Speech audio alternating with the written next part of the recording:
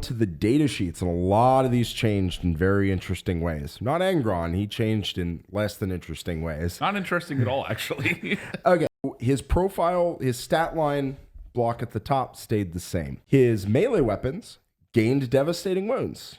Now, his strike did lose 2 points in strength and a point of AP, which on balance, probably better. In addition, his sweep, I think, lost a point of strength, but whatever. Generally, his offense is about the same. But Reborn in Blood is a whole heck of a lot worse. Oh, yeah. And I mean, it is a lot worse. So, at the start of the battle round, when you make a Blessings of Khorne roll, so you can't do it on the strat, because it's at the start of the battle round. If the mall is destroyed, you can use a 666 from that roll to use this ability instead of activating any Blessings of Khorne at the start of that battle round. So Angron or buffs. Or buffs. Angron or buffs. And then he only comes back to life with 8 wounds. And he doesn't even go into reserves.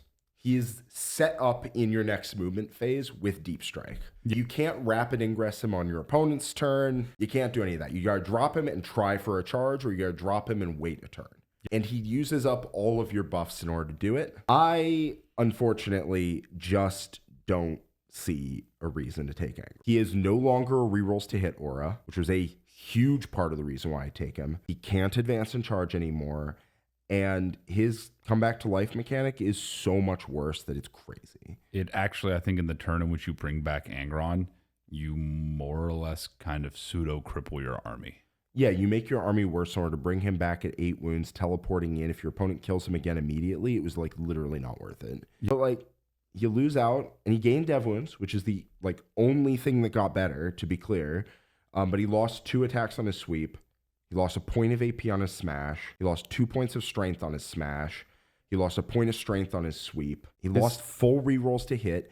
He lost access to +1 to wound. He lost access to rerolls with 1s to wound. Like, he just isn't the same dude anymore. That being said, man, they better cheapen him up. And in like 6 months, they'll drop his points like considerably, and then you'll take him, but you're not going to be like happy about it. He will probably just end up in that ballpark of the 300, 325. And then you're like, okay, well, he's 300 points. Why not?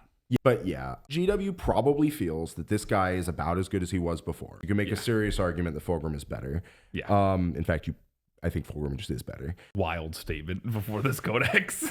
On this dude's like 320, you got me interested. Deal. Otherwise, nah. If he is 400, he is the worst Primarch by a significant margin.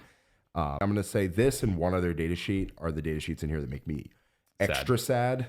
All the other ones got reworked in interesting ways. He didn't. And that's just a shame. It's a real crying shame.